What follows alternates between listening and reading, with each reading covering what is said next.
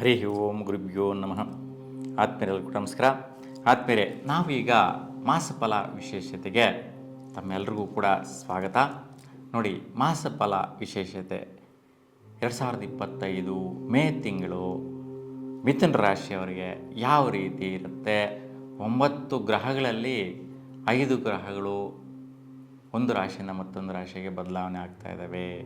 ಹಾಗೆ ಯಾವ ದಿನಾಂಕಕ್ಕೆ ಆ ಗ್ರಹಗಳು ಬದಲಾವಣೆ ಆಗುತ್ತೆ, ಅದರಿಂದ ಏನು ಫಲಾಫಲಗಳನ್ನ ನಾವು ನೋಡ್ತೀವಿ ಅನ್ನೋಂತಹದನ್ನು ನೋಡಿದ್ರೆ, ನೋಡಿ ಮಿಥುನ ರಾಶಿಯವರಿಗೆ ನೋಡಿ ಪ್ರಾರಂಭದಲ್ಲಿ ವಿಶೇಷವಾದಂತಹ ಕೆಲಸ ಕಾರ್ಯ, ವೃತ್ತಿಯಿಂದ, ಬಲದಿಂದ ಮತ್ತು ಸರ್ಕಾರಿ ಕ್ಷೇತ್ರಗಳಿಂದ ಬರುವಂತಹ ಆದಾಯಗಳನ್ನು ರೂಢಿಸ್ಕೊಳ್ಳುವಂತಹದ್ದು ಧನದ ರೂಪದಲ್ಲಿ, ಅಂದರೆ ದುಡ್ಡಿನ ರೂಪದಲ್ಲಿ ಯಾವುದೋ ಒಂದು ಸೆಟ್ಲ್ಮೆಂಟ್ ಆಗಿ ಬರುವಂತಹದ್ದಾಗಿರ್ಬೋದು, ಅಥವಾ ಯಾವುದೋ ಒಂದು ಸ್ಕೀಮಿಂದ ನಿಮ್ಗೆ ದುಡ್ಡು ಬರುವಂತಹದ್ದಾಗಿರ್ಬೋದು, ಯಾವುದೋ ಒಂದು ಪ್ರಾಜೆಕ್ಟಿಂದ ದುಡ್ಡು ಬರುವಂತಹದ್ದಾಗಿರ್ಬೋದು. ಈ ರೀತಿಯ ಲಾಭದಾಯಕವಾದಂತಹ ಕೆಲಸ ಕಾರ್ಯಗಳನ್ನು ನಿರ್ವಹಿಸಿ ದುಡ್ಡಿಗೆ ಕನ್ವರ್ಟ್ ಆಗಿ ಬರುವಂತಹದ್ದು ಧನಾದಾಯ ಅಂತೇಳಿ ಹೇಳ್ಬೋದು. ಹಾಗಾಗಿ ಮಿಥುನ ರಾಶಿಯವರಿಗೆ ತುಂಬ ಚೆನ್ನಾಗಿದೆ. ಮೇ ಪ್ರಾರಂಭದಲ್ಲಿ 14ನೇ ತಾರೀಕುವರೆಗೂ ಈ ಒಂದು ಪ್ರತಿಫಲಗಳು ಮುಂದುವರಿಯುತ್ತೆ. 14ರ ನಂತರ ಈ ಒಂದು ಬಂದಂಥ ದುಡ್ಡು, ಈ ಒಂದು ಕೆಲಸ ಕಾರ್ಯಗಳಿಂದ ಸ್ವಲ್ಪ ಇನ್ವೆಸ್ಟ್ಮೆಂಟ್ಸ್ ಬರುವಂತಹದ್ದು, ಮತ್ತು ಯಾವುದೋ ಒಂದು ಕೆಲಸದ ನಿಮಿತ್ತ, ಯಾವುದೋ ಒಂದು ಕಾರ್ಯ ನಿಮಿತ್ತ ದುಡ್ಡನ್ನು ಇನ್ವೆಸ್ಟ್ಮೆಂಟ್ ಮಾಡುವಂತಹದ್ದು ಬರುತ್ತೆ. ಆ ರೀತಿ ಒಂದು ಪ್ರತಿಫಲ ಮುಂದುವರಿಯುವಂತಹ ಮನೋಸ್ಥಿತಿ ನಿಮ್ಮದಾಗಿರುತ್ತೆ. ವಿಶೇಷವಾಗಿ ಈ ಒಂದು ರೀತಿ ಪ್ರತಿಫಲಗಳು ಬರುತ್ತೆ. ಇನ್ನು ಕುಜನ ಒಂದು ಸಂಚಾರ ಬದಲಾವಣೆಯಿಂದ ನೋಡಿ, ವಿಶೇಷವಾಗಿ ಹಣಕಾಸಿನ ವಿಚಾರದಲ್ಲಿ ಮತ್ತು ಮಿತ್ರರ ವಿಚಾರದಲ್ಲಿ ನೋಡಿ, ಈ ಒಂದು ತಿಂಗಳಲ್ಲಿ 15ನೇ ತಾರೀಕುವರೆಗೂ ಸ್ನೇಹಿತರ ಜೊತೆ, ಮಿತ್ರರ ಜೊತೆ ಯಾವುದೇ ಒಂದು ಆದಾಯಗಳು ಬರುವಂತಹ ವಿಚಾರದಲ್ಲಿ ಅವರ ಜೊತೆ ಕಮಿಟ್ ಆಗುವುದು ಬೇಡ. ನೋಡಿ, ಈ ಒಂದು ಡೇಟ್ನ ನೀವು ನೋಟ್ ಮಾಡ್ಕೋಬೇಕು. ಮಿಥುನ ರಾಶಿಯವರಿಗೆ ಸ್ನೇಹಿತರ ಜೊತೆ, ಮಿತ್ರರ ಜೊತೆ, ಸಹಚರರು ಯಾರೆಲ್ಲ ಇರ್ತಾರೆ ಅಂತಹವ್ರು ಯಾವುದೋ ಒಂದು ವಿಚಾರಕ್ಕೆ ಕಮಿಟ್ ಮಾಡಿಸ್ಬಿಡ್ತಾರೆ. ನಿಮ್ಮನ್ನು ಸಿಗ್ನೇಚರ್ ಮಾಡಿಸ್ಬಿಟ್ಟು ಆ ಒಂದು ವಿಚಾರಕ್ಕೆ ನೀವು ಬದ್ಧ ಆಗೋ ರೀತಿ ಮಾಡಿಬಿಡ್ತಾರೆ. ಅದರಿಂದ ನಿಮಗೆ ಧನನಷ್ಟ ಆಗುವಂತಹದ್ದು, ಆ ದುಡ್ಡಿನ ವಿಚಾರದಲ್ಲಿ ಚಿಂತೆ, ಸಮಸ್ಯೆ, ಯೋಚನೆಗಳು, ಟೆನ್ಷನ್ ಬರುವಂತಹದ್ದು 15ರವರೆಗೂ ಇರುತ್ತೆ. 15ರ ನಂತರ ಸ್ವಲ್ಪ ವ್ಯಾವಹಾರಿಕವಾಗಿ ಬದಲಾವಣೆ ಆಗುವಂತಹದ್ದು. ನೋಡಿ, ಅದೇ ಸ್ನೇಹಿತರು ಮಿತ್ರರಿಂದ 15ರವರೆಗೂ ಸ್ವಲ್ಪ ಕೇರ್ಫುಲ್ ಆಗಿರಿ. 15 ನಂತರ 15 ಸ್ನೇಹಿತರಿಂದ ಒಳ್ಳೆಯ ರೀತಿಯ ಪ್ರತಿಫಲಗಳ ಕಡೆ ಗಮನ ಹರಿಸುವಂತಹದ್ದು, ಒಳ್ಳೆಯ ರೀತಿಯ ಪ್ರತಿಫಲಗಳು, ವ್ಯಾಪಾರ ವ್ಯವಹಾರಗಳು ನಿಮ್ಮ ಮುಂದೆ ತೋರಿಸುವಂತಹದ್ದು ಬರುತ್ತೆ. ಆ ವಿಚಾರದಲ್ಲಿ ಓಕೆ, ತೊಂದರೆ ಇಲ್ಲ. ಇನ್ನು ಬುಧಗ್ರಹ ಬದಲಾವಣೆ ಈ ಒಂದು ತಿಂಗಳಲ್ಲಿ 3 ರಾಶಿಗಳಲ್ಲಿ ಬದಲಾವಣೆ ಆಗುವಂತಹದ್ದಿದೆ. ಮೀನ ರಾಶಿ, ಮೇಷ ಮತ್ತು ವೃಷಭ ರಾಶಿಗೆ ಬಂದು ಕೂತ್ಕೊತಾನೆ. ಹಾಗಾಗಿ ನೋಡಿ, ಪ್ರಾರಂಭದಲ್ಲಿ ಮಿಥುನ ರಾಶಿಯವರಿಗೆ ವೃತ್ತಿಯಲ್ಲಿ ಸ್ವಲ್ಪ ಕಸಿಬಿಸಿ, ಟೆನ್ಷನ್ಸು, ವೈಪರೀತ್ಯಗಳು, ಕನ್ಫ್ಯೂಷನ್ಸು, ನಿಮ್ಮ ಬುದ್ಧಿಸ್ಥಿತಿಗೆ ಬಾರದ ರೀತಿಯಲ್ಲಿ ಕೆಲಸಗಳನ್ನು ಮಾಡುವಂತಹ ಸ್ಥಿತಿ 6ನೇ ತಾರೀಕುವರೆಗೂ ಇರುತ್ತೆ. ಹಾಗಾಗಿ ಇಲ್ಲಿ ಬುಧಗ್ರಹ ಶಾಂತಿ ಪರಿಹಾರ ಅಂದರೆ ಮಹಾವಿಷ್ಣುವಿನ ದರ್ಶನ ಮಾಡಿ ತುಳಸಿ ಅಷ್ಟೋತ್ತರ ಮಾಡಿಸ್ಕೊಳ್ಳಿ. ಈ 6ನೇ ತಾರೀಕುವರೆಗೂ ಈ ಒಂದು ವ್ಯತ್ಯಯಗಳು ನೋಡುವಂತಹದ್ದಿರುತ್ತೆ. 6ರ ನಂತರ ಬುಧನ ಬದಲಾವಣೆ ಆಗುತ್ತೆ ಮೇಷರಾಶಿಗೆ.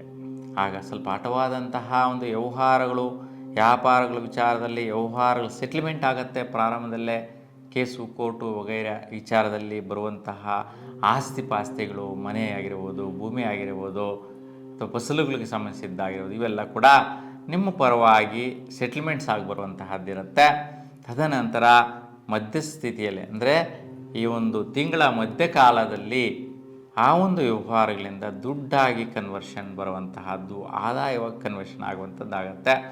ಮತ್ತು ಮೇ ಕೊನೆಯ ಹಂತದಲ್ಲಿ ಈ ಒಂದು ವಿಚಾರದಲ್ಲಿ ಸ್ವಲ್ಪ ಕಾರ್ಯನಿಮಿತ್ತ ಜಯಿಸುವಂಥದ್ದು, ಕೆಲಸಗಳಲ್ಲಿ ಜಯಿಸುವಂತಹದ್ದು ಕೂಡ ನಡೆಯುತ್ತೆ. ಇನ್ನು 25ರ ನಂತರ ಕೆಲವೊಂದು ಭೂಮಿ ಮೇಲೆ ಇನ್ವೆಸ್ಟ್ಮೆಂಟ್ಸು, ಬಿಸ್ನೆಸ್ ವ್ಯವಹಾರಗಳ ಮೇಲೆ ಇನ್ವೆಸ್ಟ್ಮೆಂಟು, ಮೆಡಿಕಲ್ ಡಿಪಾರ್ಟ್ಮೆಂಟ್ಗಳಲ್ಲಿ ಇರ್ತಕ್ಕಂಥವ್ರಿಗೆ ಸ್ವಲ್ಪ ಇನ್ವೆಸ್ಟ್ಮೆಂಟ್ಗಳಿಂದ ವ್ಯಾಪಾರ ವ್ಯವಹಾರನ ಅಭಿವೃದ್ಧಿಪಡಿಸ್ಕೊಳ್ಳುವಂತಹ ಮನೋಸ್ಥಿತಿ ನಿಮ್ಮದಾಗಿರುತ್ತೆ. ಈ ವಿಷಯಗಳಲ್ಲಿ ಸ್ವಲ್ಪ ಮನೆ ಕಡೆಯಿಂದ ಕೂಡ ಸಾಥು, ಸಪೋರ್ಟ್ ಸಿಗುತ್ತೆ ನಿಮ್ಮ ತಂದೆ ತಾಯಿ ಕಡೆಯಿಂದ. ಅದರಿಂದ ಕೂಡ ಒಳ್ಳೆಯ ರೀತಿಯ ಒಂದು ಅನುಕೂಲಗಳನ್ನ ನಾವು ಎಕ್ಸ್ಪೆಕ್ಟ್ ಮಾಡ್ಬೋದು. 6ರ ನಂತರ ತುಂಬ ಬದಲಾವಣೆಯ ಒಂದು ಯೋಗ. ಈ ಸಮಯದಲ್ಲಿ ಒಳ್ಳೆಯ ಕೆಲಸ ಕಾರ್ಯಗಳು ಮಾಡೋದು ಒಳ್ಳೆಯದು. ಇನ್ನು ಗುರು ಬದಲಾವಣೆ ನೋಡಿ, ವಿಶೇಷವಾಗಿ ನಿಮ್ಮ ರಾಶಿಯಿಂದ 12ನೇ ಮನೆ ದ್ವಾದಶ ಸ್ಥಾನದಲ್ಲಿ 1 ವರ್ಷಗಳ ಕಾಲದಿಂದ ಇರ್ತಕ್ಕಂಥ ಗುರುವು 14ನೇ ತಾರೀಕಿಗೆ ನಿಮ್ಮ ರಾಶಿಗೆ ಪ್ರವೇಶ ಮಾಡ್ತಾನೆ. 14ರವರೆಗೂ ವೃಷಭದಲ್ಲಿದ್ದು 15ನೇ ತಾರೀಕಿಗೆಲ್ಲ ನಿಮ್ಮ ರಾಶಿಯಲ್ಲಿ ಪ್ರವೇಶ ಮಾಡ್ತಾನೆ. ಇಷ್ಟು ದಿನ ಯಾವುದ್ಯಾವುದೋ ಒಂದು ಧರ್ಮ ಕಾರ್ಯಗಳು ಮಾಡೋಕ್ಕೆ ಖರ್ಚುಗಳು, ದೇವತಾ ಕಾರ್ಯಗಳು ಮಾಡೋಕ್ಕೆ ಖರ್ಚುಗಳು, ಸಮಾಜ ಸೇವೆ ಖರ್ಚುಗಳು ಇವೆಲ್ಲ ಕೂಡ ಬಂದೋಗಿರುತ್ತೆ. ಈಗ ಮಿಥುನ ರಾಶಿಯವರು ಅವೆಲ್ಲ ಕೂಡ ಸ್ವಲ್ಪ ಕಂಟ್ರೋಲ್ ಮಾಡ್ತಾರೆ. ನಿಮ್ಮ ವೈಯಕ್ತಿಕವಾದಂಥ ನಿರ್ಣಯಗಳಿಗೆ ಬಿಟ್ಟಿರೋದಾಗಿರುತ್ತೆ. ಆ ವಿಚಾರದಲ್ಲಿ ನೀವು ಅಭಿವೃದ್ಧಿಯನ್ನು ನೋಡುವಂತಹ ಖರ್ಚುಗಳು ಮಾಡ್ತೀರಾ. ವಿಶೇಷವಾಗಿ ನಿಮಗೆ ಕರ್ಮಸ್ಥಾನದಲ್ಲಿ ಶುಕ್ರನು ಉಚ್ಚ ಸ್ಥಾನದಲ್ಲಿ ಸಂಚಾರದಲ್ಲಿದ್ದಾನೆ. ಹಾಗೆ ಮಾಡುವಂತಹ ಕೆಲಸಗಳು, ಕ್ರಿಯೆಗಳು ನಿಷ್ಠೆಯಿಂದ ಮಾಡ್ತೀರಾ, ನಿಯತ್ತಿಂದ ಧರ್ಮದಿಂದ ಮಾಡ್ತೀರಾ. ಇದರಿಂದ ಶ್ರೇಷ್ಠವಾದಂತಹ ಸ್ಥಾನ, ಸದವಕಾಶ, ಉನ್ನತವಾದಂಥ ಘನತೆ, ಗೌರವ, ಉತ್ತಮವಾದಂತಹ ಆಪರ್ಚುನಿಟಿಗಳು ನಿಮ್ಮ ವೃತ್ತಿಯಲ್ಲಿ ಸಿಗತ್ತೆ. 16ರ ನಂತರ ಸ್ವಲ್ಪ ಈ ಒಂದು ಸ್ಥಾನದಲ್ಲಿ ವೃತ್ತಿಯ ಬದಲಾವಣೆಯಲ್ಲಿ ನಿಮಗೆ ಬಹಳಷ್ಟು ಬಿಸ್ನೆಸ್ ಆಗಿರ್ಬೋದು, ವ್ಯಾಪಾರ ವ್ಯವಹಾರದಲ್ಲಾಗಿರ್ಬೋದು, ಉದ್ಯೋಗದಲ್ಲಾಗಿರ್ಬೋದು, ಅಥವಾ ವಿದ್ಯಾಭ್ಯಾಸ ಮಾಡ್ತಾ ಇರ್ತಕ್ಕಂಥವ್ರಿಗಾಗಿರ್ಬೋದು ಸ್ವಲ್ಪ ಚೇಂಜಸ್ಸು, ಬದಲಾವಣೆ ತರುವಂತಹದ್ದು, ಸ್ವಲ್ಪ ವೈಪರೀತ್ಯಗಳಿಂದ ಕೂಡಿರುವಂತಹದ್ದಾಗಿರುತ್ತೆ. ಹಾಗಾಗಿ ಈ ಒಂದು 16ರ ನಂತರ ಶುಕ್ರನ ಬಲಕ್ಕೋಸ್ಕರ ನೀವು ದೇವರ ಸನ್ನಿಧಿಯಲ್ಲಿ ಅಂದರೆ ಅಮ್ಮನವರ ದೇವರ ಸನ್ನಿಧಿಯಲ್ಲಿ ಹೆಸರು ಕಾಳಿನ ಪ್ರಸಾದವನ್ನು ಹಂಚುವುದರಿಂದ 6 ದಿನಗಳ ಕಾಲ ಶುಭವಾದಂಥ ಫಲನ ಪಡೆಯಬಹುದಾಗಿರುತ್ತೆ.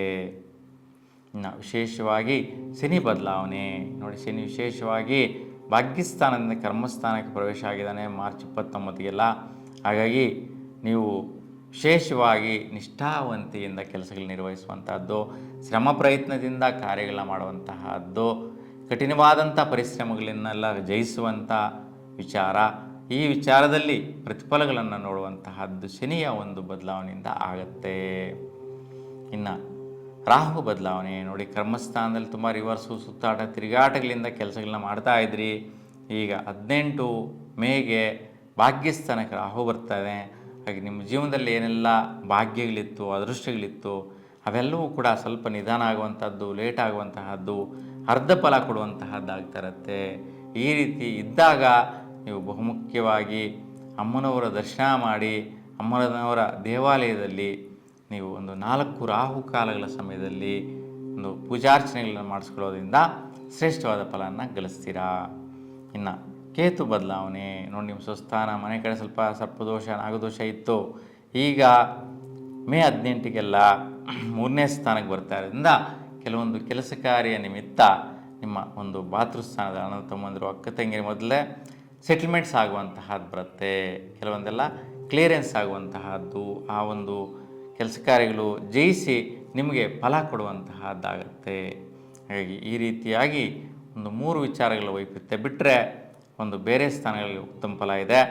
ಅನಂತರ ಒಳಗಡೆ ಯಾರು ನವಜಾತ ಶಿಶುಗಳು ಜನಿಸ್ತಾರೆ ಅಂತಹವರಿಗೆ ಕಾಲಸರ್ಪದೋಷ ಬರ್ತಾ ಇದೆ.